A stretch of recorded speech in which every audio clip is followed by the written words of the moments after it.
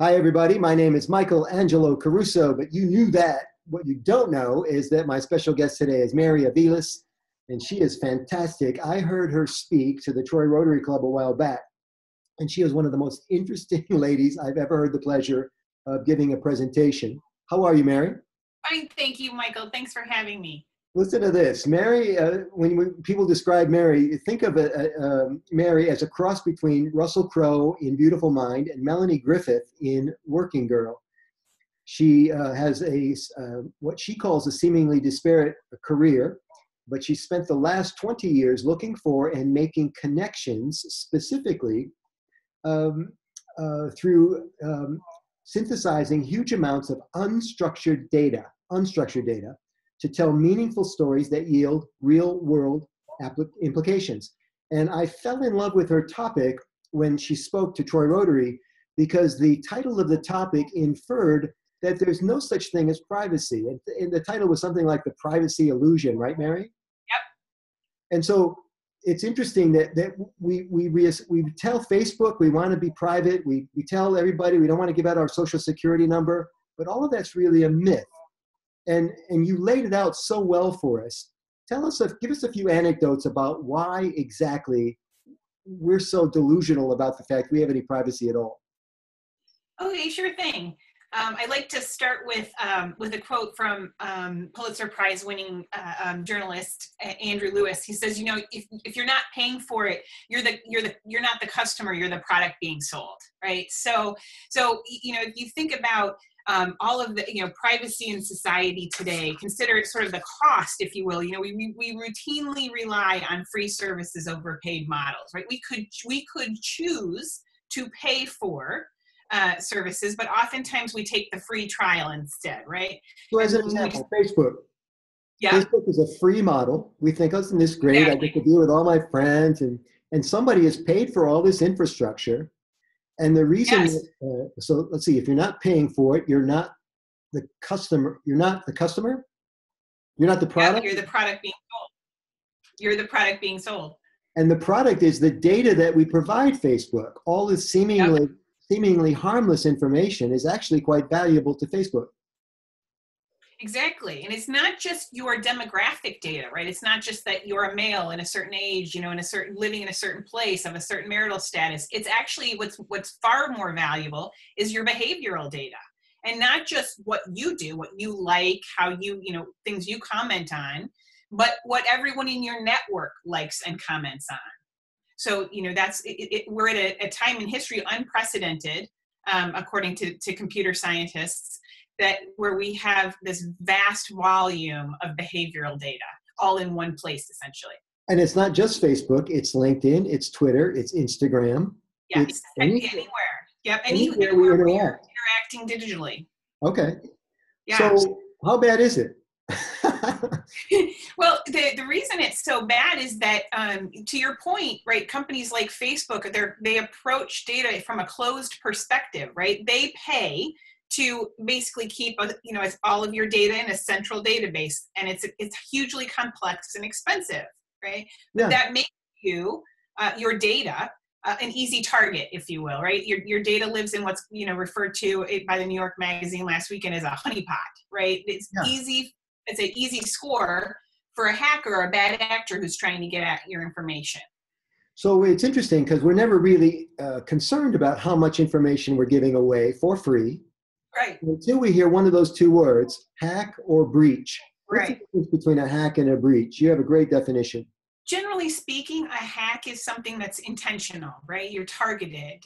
Your data represents something of value on the black market, whereas a breach traditionally is more accidental, right? I was driving down the highway, and I got in a car crash, and I had a box of files, and the files blew down the freeway, and they happen to have all your personally identified medical information in it, right, or your social security number, or whatever.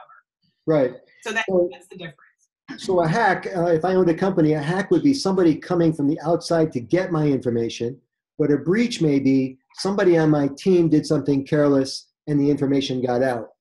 Agreed. Although, there's data to suggest that a huge amount of corporate problems come from internal breaches, an intentional breach, if you So there will. are combinations of the two. Interesting. Yes. You Yeah. also had interesting information about the large breaches, Equifax, the ones we hear about. Right. Give us a little Anthem. summary of that.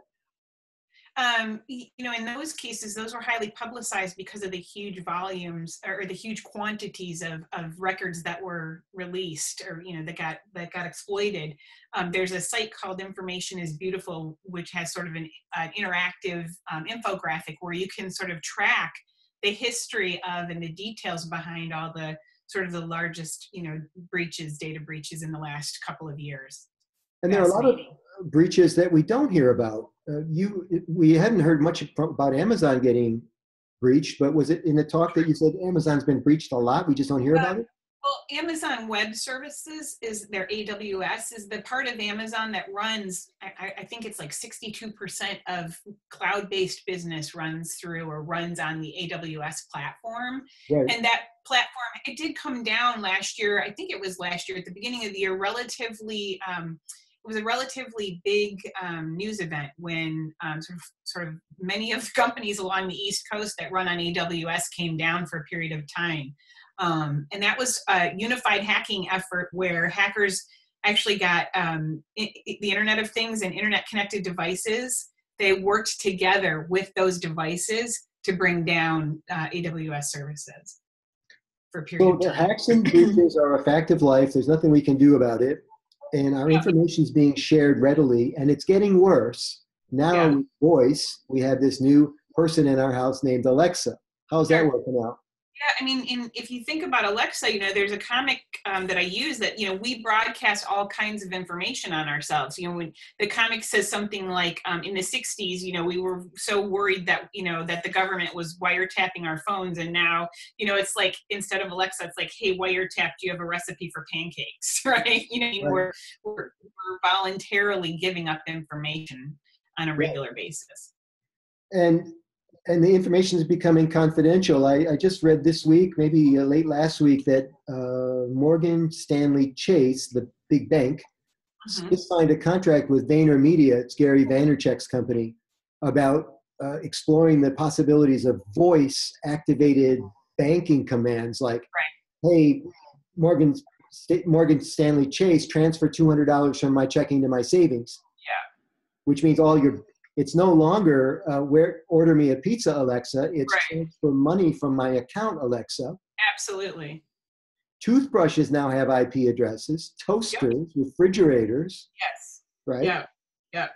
Now, when I do a lot of motivational talks, and I have this thing, I think people are basically good.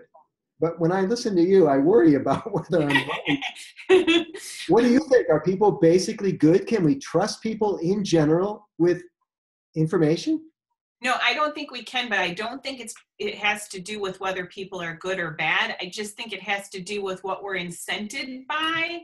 And also from a corporate perspective, especially if you're a public company, you're a slave to the street, right? So you have to perform. And so your desire to perform and keep your stock, price where it needs to be, oftentimes all other sort of things, take second chair to that desire. So I think that we can't depend on private companies that are profit driven and individuals working in private companies to be responsible for our data. We need a systematized approach that's decentralized. And that change is coming systemically. The reason that people talk a lot about Bitcoin, but the reason they do is that Bitcoin was sort of the first blockchain technology to sort of become sort of a household name. Bitcoin is a distributed general ledger, but blockchain, which is the sort of the protocol that it runs on, I don't know if protocol is the right word, but it essentially allows for a network of distributed trust. And if you could, instead of keeping all of your private, identity information in one little honeypot, if you work a centralized database or a handful of centralized databases, if instead aspects of your identity lived in data lockers all across a distributed network, a globally distributed network, it would be much harder for a bad actor. It would take much more effort to break into all those different places to compile your identity. Yeah, we read a lot about Bitcoin, but without blockchain, there would be no Bitcoin. Is that true? Correct. Yep. And so it's sort of this platform, if you will, very simply, that different applications like Bitcoin run on. And Right. so it does suggest a possible solution for the future. But the companies that are developing and programming on blockchain right now are very, very young. Right. They're very alpha. We've talked about corporations having all this data. We've talked about whether there are good people or bad people at the corporations. And it doesn't really matter, maybe, because there's an old saying, absolute power corrupts absolutely, or something like this. In the recent election, and I don't think this is going away anytime soon, there is compelling evidence that another country used data, Facebook in particular, to get people all riled up and vote in a certain direction. Have you done any research on this? Yeah, I referenced a Guardian article from last year that talks about Cambridge Analytica. It's a company that many political parties have used to help their candidates or their candidacies or their platforms win. In this case, Cambridge Analytica was able to use Facebook to develop a behavioral profile, and sort of very simply marry that to your voting records and your demographic information. And they were able to develop an algorithm that could, for example, if one of the scores that they had was sort of a high on the neurotic scale. And if that were the case, then they could program what your Facebook feed had on it to, for example, as the article states, show a high propensity of articles that talked about immigrants swamping the country. And so that's what we mean when we worry about fake news, right? I mean, that's algorithm-driven news that gets you riled up because your profile suggested that you were. Well, we make it even easier than that for the algorithm, because it doesn't have to address a deep-seated emotional state like neuroticism or paranoia, because we're typing Democrat and Republican into the Facebook posts all the time. Absolutely. That's another trigger for the algorithm, right? Signaling, sure. Yep. Yeah, signaling. Thank you. Yeah. So little back step here, because most people don't know what an algorithm is. I had a client recently who was an active investor. You'd love them because they keep a lot of data on investments. And the salespeople were selling an algorithm that they didn't understand to clients who didn't understand what an algorithm was. Yeah. And they hired me to coach them on how to increase sales. It was an interesting gig. Yes. Let me ask you a question. I have tested this with a few people. Give me your impression. So if I had to explain what an algorithm was to somebody, I use the old 9/11 example, that when the planes all crashed, all the evidence was gone, right? We had no people, no witnesses, no people to testify. Everything was burned up in the rubble. Yeah. But we did have a passenger manifest. And then here's how I explain algorithm. You tell me if this is a good way for us to go moving forward in our conversation. That if you knew Mohammed Atta, and that is his name, he flew one of the planes. Uh-huh. If you could cross-list him with all the other passengers on the plane and discover who had lived next to Mohammed Atta at different stages of his life, an algorithm would tell you could live next to him once and not be part of a terrorist cell, but you probably didn't live next to him twice and not be a terrorist yourself. Is that a good way to explain it? How would you call it? That could be, that could be a way to think about an algorithm. The one that I like to give people, because it kind of, it's scares them, but is the Target example that I showed you at the Troy Rotary talk, where Dr. Jennifer Goldbeck in her TED talk talks about a young woman, I think she was 15, whose parents found out she was pregnant before she told them, because Target had been sending her addressed to her a variety of baby-oriented mailers and promotional materials, and the reason why is that their algorithm took shopping data from everyone who shops at Target, and it built a model that said if you buy these 3 things, the propensity of you being pregnant is very, very high, over 90%. So it was a colorful rug, a bag large enough, not a diaper bag, but a bag large enough to carry supplies, and extra vitamins, not prenatal vitamins, but more vitamins than you used to buy. Those 3 things pretty much signaled that you were pregnant. So that's a way to think about an algorithm. Right. So these behaviors of this woman were picked up by social, or more particularly by Target. Shopping, their own shopping. And then products started being delivered to the home or something? Well, how did the father find out? Coupons in the mail from Target that were all baby oriented. And so he called and said, like, my daughter's 15. Why, you must be making a mistake. And they were like, oh, sorry. And then he realized later that she in fact was pregnant. And then just to bring this whole scary story around full circle, this is Target, the department store that was breached not long ago. Huge. Well, right, exactly. And in fact, in that case, their CEO was fired, to bring it full circle, Target was was one of the largest breaches. Again, it was not last calendar year, I think it was 2016, but yeah, they had a huge data breach. Now, I'm pretty sure I'm never going to be pregnant. My dad has passed away, so he can't yell at me even if I do become pregnant. What do I need to worry about if I shop at Target and Target gets breached? Well, maybe that's not such a great example, but if Facebook data, if someone got a hold of your Facebook data, there are some, one of the things that are easy to tell from Facebook data is your sexual orientation. And there are some countries in which you can be thrown in jail or killed based on your sexual orientation, right? Yeah. So if that information got out, your life could be at risk. Wow. Yeah, that's a serious issue for sure. So let's keep, this is a spider web, man. I just love going down these little channels.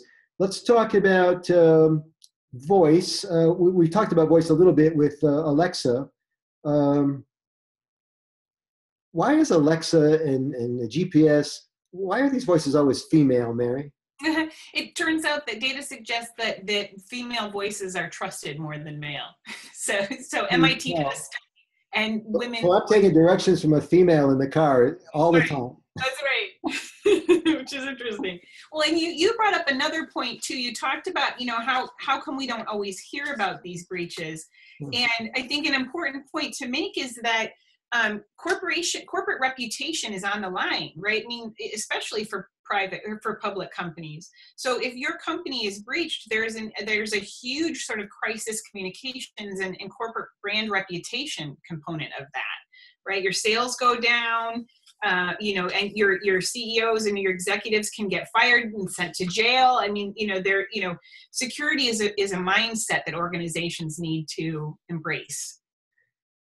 You mentioned a term in the talk, dark hotel. Yes. Can you talk about that? I love introducing, I think in order to understand something, you have to know the lexicon. What is a dark hotel? Tell us again. A dark hotel is, so one of the things that security professionals are pretty adamant about is that you should never use public Wi-Fi, ever, ever, ever.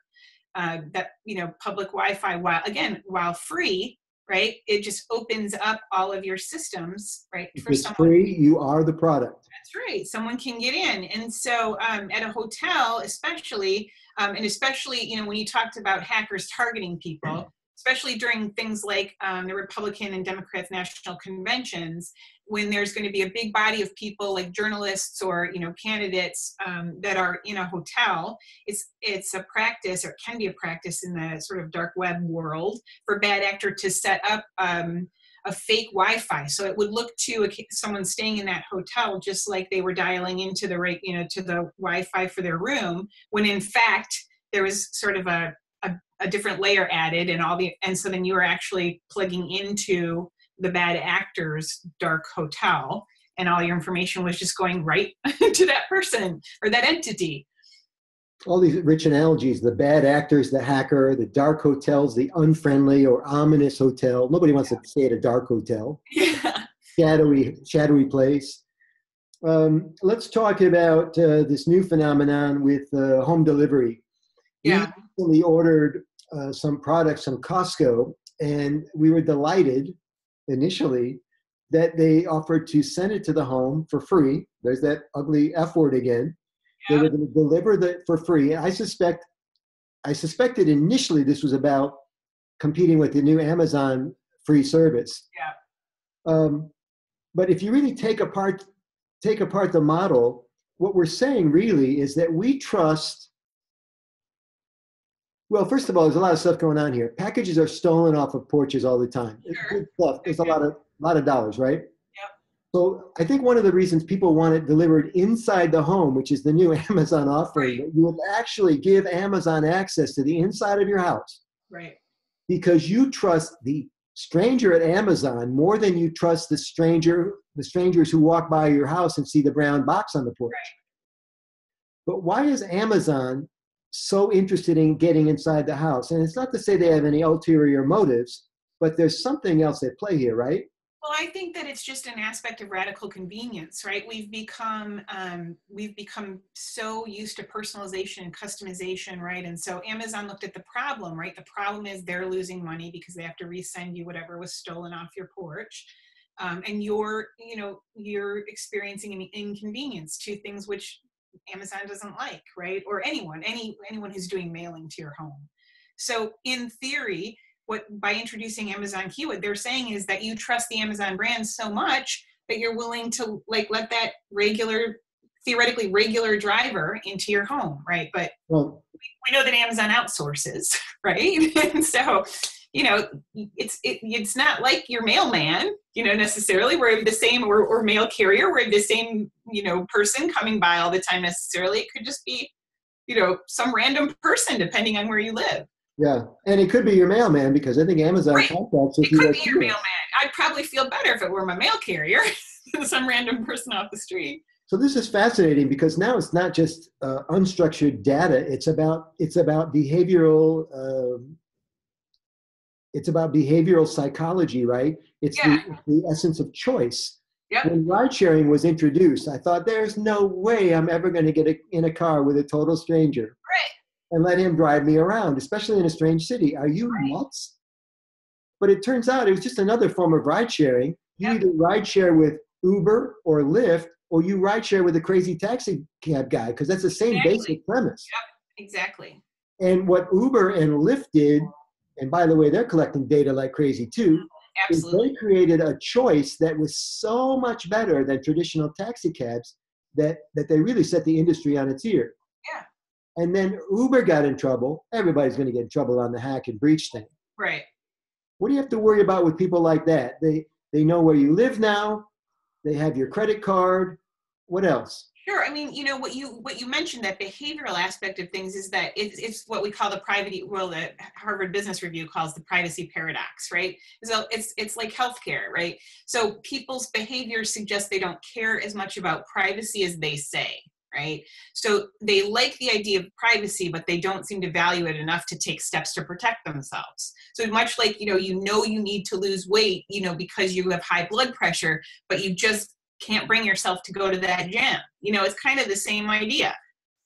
The paradox, I love that word paradox because, and I love illusion. I love it when when we're not seeing what we think we're seeing. There's something about that that's just so fun to talk about. And that's why I wanted to have you on the podcast. This is Mary Aviles, everybody. And we're talking about the privacy illusion, or what's called the privacy paradox. I think there's a healthcare paradox, Mary.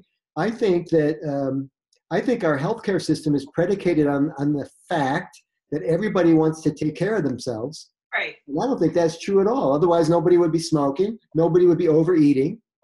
Well, sure. Sorry, go ahead.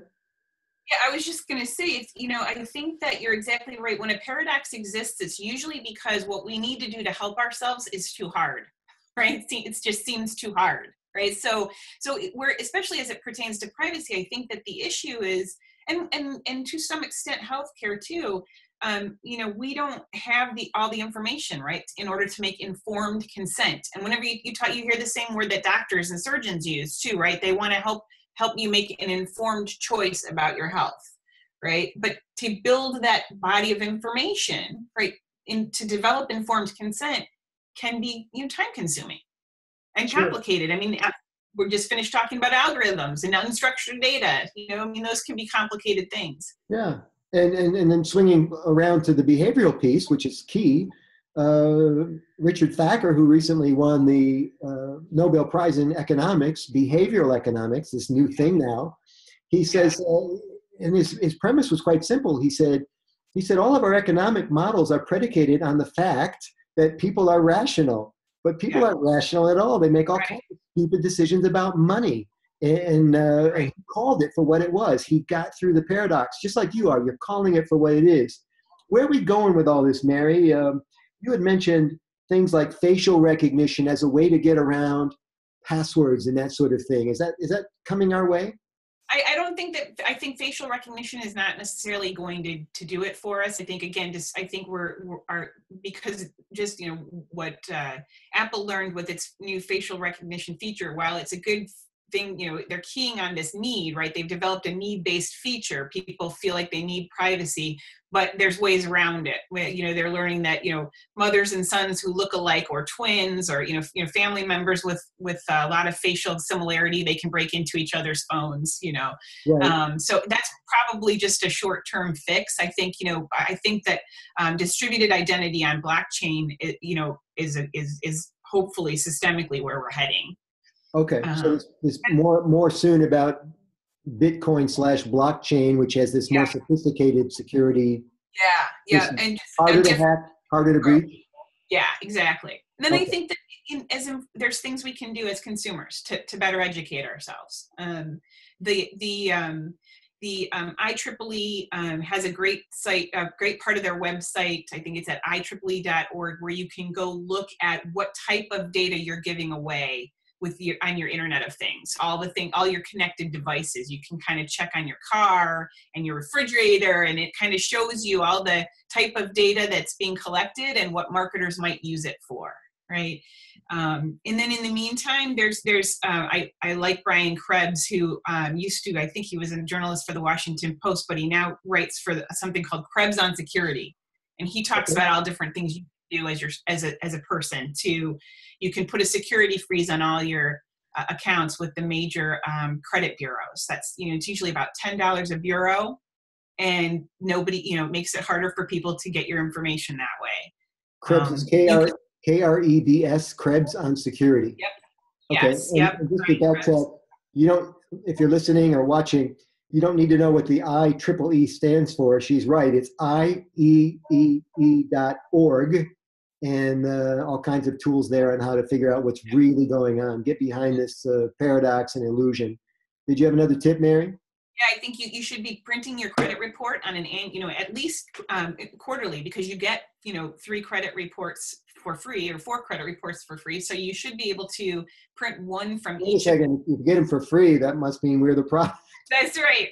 Right. But you can get, it's a government funded site. So you can get there, print down your credit report and check to make sure that people haven't, taken over your accounts. Because sometimes that can happen. Someone can put a lien on your house and you'd never even know it if you weren't checking your credit report on a regular basis. And a long time ago, I don't know if it's still true, that if you check, every time you check your credit report, there's a little ding against your credit. Do we have to worry about checking it? Nope, not in this, because you're not a lender. So, but every time a lender checks your credit report, yes, that hurts your FICO score. But when you yourself go and reference it through this annual, I think it's free credit report, annual credit report, that it doesn't ding you. Okay, very good. You are terrific. We need more people like you. You're like a watchdog. And I love it. I just love how vigilant you are. I love how educated you are about this. If you want to reach Mary, everybody, how about the Twitter? Where do you want to send them? What's best? Probably to my website, connect4insight.com. Okay, connect4, the number 4. Yep. Insight, INSIGHT.com. Mary Aviles, you are terrific. Thank you so much for being with us today. It was a pleasure to be here, Michael. Thank you. We'll see you next time. Thank you.